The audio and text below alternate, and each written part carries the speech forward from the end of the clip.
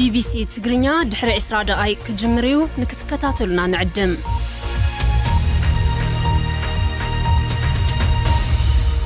كون سجنتا BBC أفان أوروموتي نولين ترا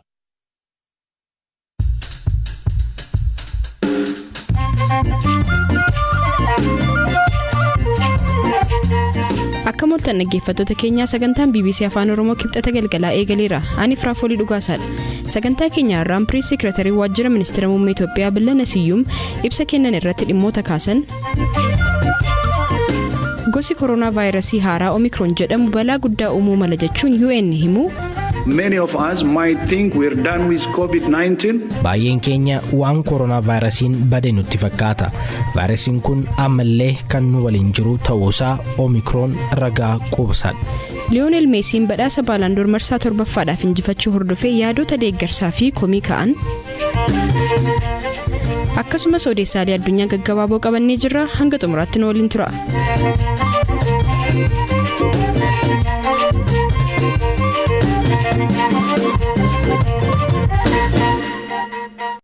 Miseensonni TPLF US keessa jiraatan mootummaa karaa dimokiraatawaan filatame humnaan aangoorraa kaasuuf akka koran bira ga'u mootummaan Itoophiyaa hime.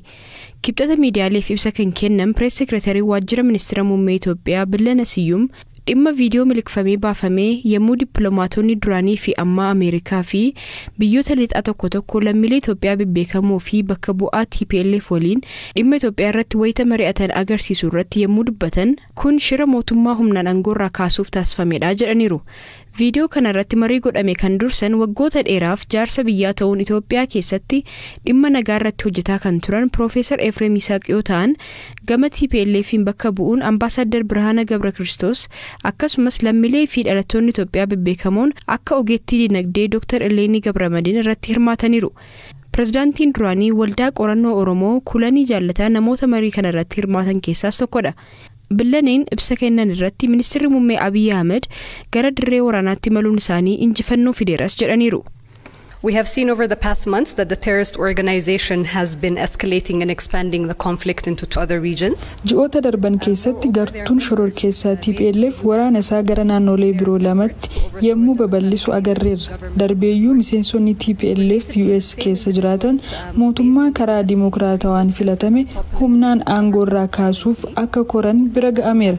Namoonni kun viidiyoo miliqee ba'e irratti akka argametti karaa hokkoraan mootummaa fonqolchuun dippiloomaatota durii fi ammaa biyyoota lixaa waliin mari'achaa turaniiru.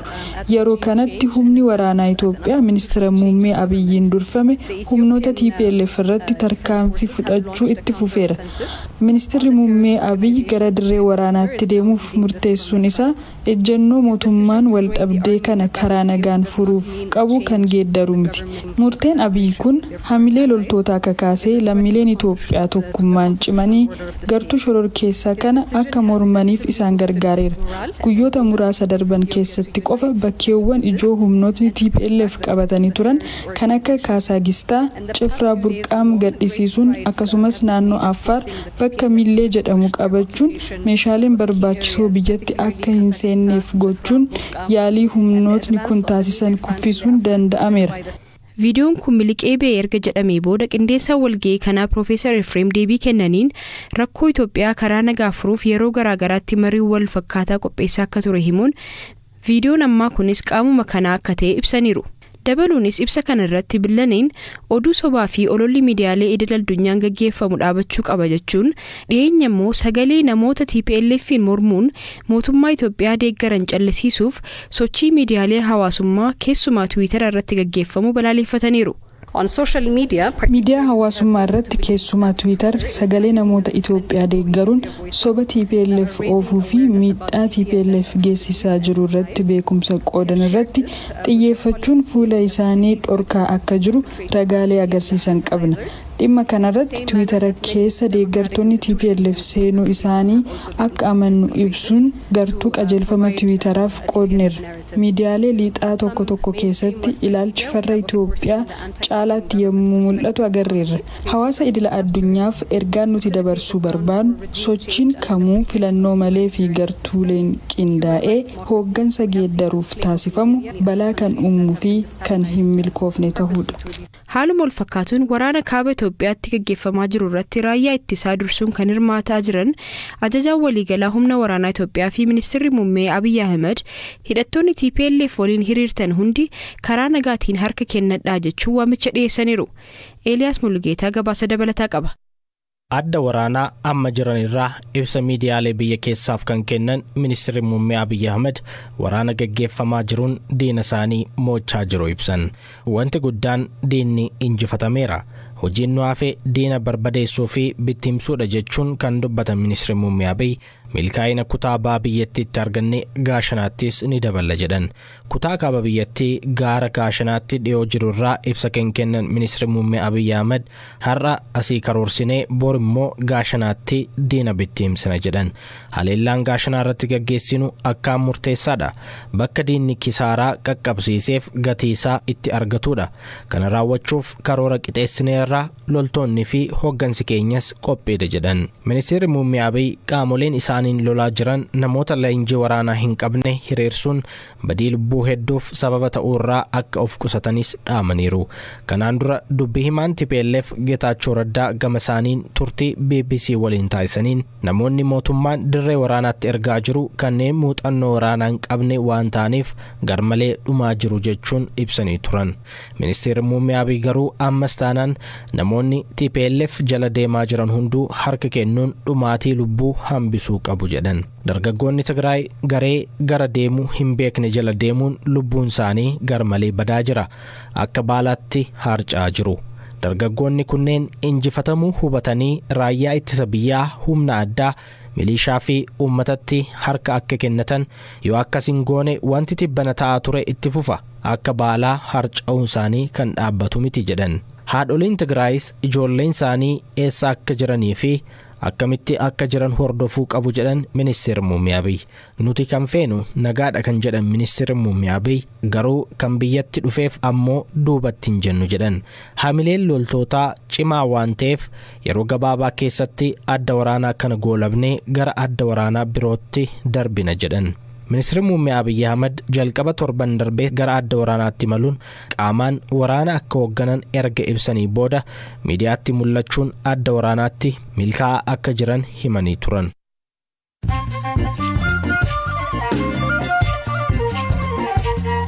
Amma moodeesaalee gaggabaaboon isinitti himaa.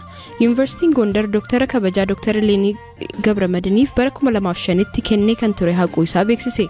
Dooktar Leeniin viidiyoo dhiyeenya miliqee bee jedhame irratti hirmaachuun yaada olaantummaa garee tokkoo mul'isu dhiyeessaniiru jechuun yuunivarsiitichi murtee kanarra ga'uu isaa fuula feesbuukii isaa irratti galgala kana maxxanseera. Pireezidaantiin Keeniyaa Uhuru Kenyaattaa sababa gosa koronaa vaayirasii haaraa Omikron jedhamuun biyyootiin addunyaa Afrikaa imala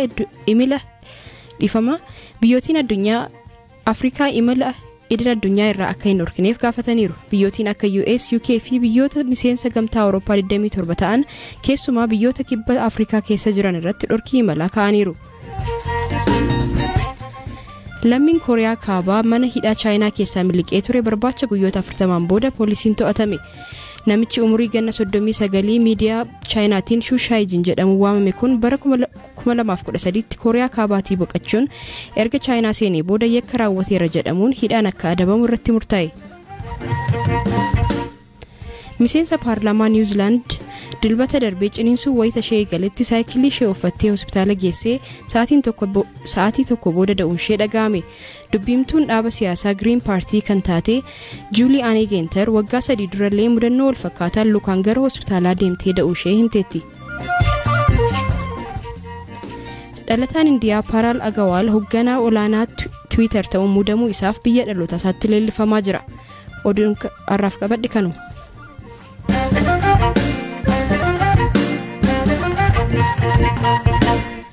Dhaabbati fayyaa addunyaa gosti koronaa vaayirasii haaraa Omikron jedhamu saffisaan namoota hedduu kan faaluu fi balaansaas olaanaadha jechuun akeekkachiise. Jaarmiyaan fayyaa kun ibsa wiixata kaleessa baase keessatti vaayirasiin kun ammatti biyyoota muraasa ammoo guddaa hubuuf jira jedheera. Gabaasa guutuu waayillikoo Eliyaas nutti hima. Another reminder that although many of us might think we're done with COVID-19, it's not done with us. Baay'een keenya waan koronaa vaayirasiin bade nutti fakkaata.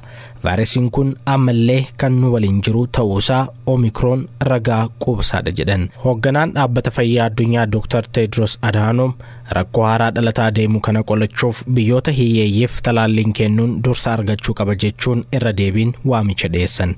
COVID-19 ammallee nu faana jira hin golabamne jedhan. Akaakuun vaayirasii kun jalqaba ji'a kana Afrikaa kibbaatti mul'ate vaayirasii balaafamaa fi deebi'ee nama qabu ta'utu barame. Afrikaan kibbaa vaayirasiin kun mul'achuu daftee waan beeksifteef jajamteetti. Vaayirasiin Omicron jijjiiramuun akaakuu haaraa uumaa deemuun kan beekamudha. Hedduun isaanii tatamsa'ina vaayirasichaa diran kan ammeessanidha jedha WHO. Dr. Tedros ibsa wiixata kaleessaa keessatti akka dubbatanitti saayintistoonni addunyaa hedduun akaakuun vaayirasii kun daran tatamsa'uu fi talaallii kennamaa jiru irratti dhiibbaa inni qabaatu qorataa jiru. Akaakuun vaayirasii kun hanga yoonaa Kanaadaa, UK, Portugal, Belgium fi Netherlands keessatti argameera. Biyyoonni akka UK, Gamtaa Awurooppaa fi US sababa vaayirasii kana Afrikaa kibbaarraa uggura imala kaa'uun biyyattii baay'ee gaddisiisuu President Cyril Ramaphosa dubbataniiru. Jaappaanii fi Awustiraaliyaanis daangaa isaanii cufachuun imaltoota alaa ofirraa ugguraa jiru. Israa'elis akkasuma. UK fi Ameerikaan ammoo talaallii vaayirasichaa kennuu fi maloota of eeggannoo irratti xiyyeeffataniiru.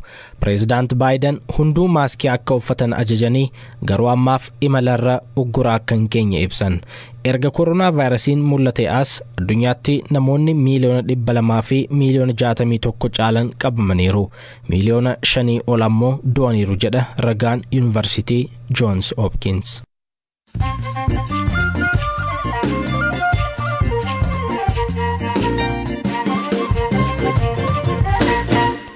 Gabaasa keenya xumuraan Lionel Messiin badhaasa Ballon d'Or marsaa 7ffaadhaaf injifachuu hordofee deeggartoonni kubbaa miilaa gariin akka gaariitti wayita simatan kaan ammoo lakkii badhaasi kun kan malu Robert Lewandowskiifdha ture jedhu. Taphataan sarara fuulduraa Paris Saint-Germain fi Argentina Lionel Messiin badhaasa kana marsaa 7ffaadhaaf injifachuudhaan rikoordii qabateera. Elias Mulugeta. Lionel Messi. Lionel Messi. Waancaa Koppaa Ameerikaa biyya isaa Arjentiinaaf, Baarselonaadhaaf galchii 28, Paris Saint-Germainiif 4, garee biyyoolessaa isaatiif ammoo galchii 8, waliigalatti gooliiwwan 40. Kunneen milkaa'ina Lionel Messi bara 2020 keessa galmeessedha. Kanumaafis kubbaa miilaa keessa badhaasa isa guddaadha jedhamu Ballon d'Or moote. Taphataa Bayern Munich fi garee biyyoolessaa Poland kan ta'e Robert Lewandowski ammoo lammaffaa baheera. Taphataan sarara gidduu Chelsea fi garee biyyoolessaa Xaaliyaan Jorginhoon sadaffaa yoo ba'u, taphataan sarara fuulduraa Real Madrid Karim Benzema ammoo afuraffaa baheera. Badhaasni Ballon d'Or bara 2020 sababa koronaa vaayirasiitiin qaamaan kan hin adeemsifamne ta'ullee badhaasa baranaa kana irratti garuu gaazexeessitoonni kutaalee addunyaa garaagaraa irraa 180 ta'an filattoota ta'uun hirmaataniiru. Messi fi Cristiano Ronaldoon erga bara 2008 haga 2019 badhaasa Ballon d'Or dabareen injifachaa turan. 2018 keessa garuu taphataan sarara gidduu Croatia Luka Modric gidduutti badhaasicha injifatee ture.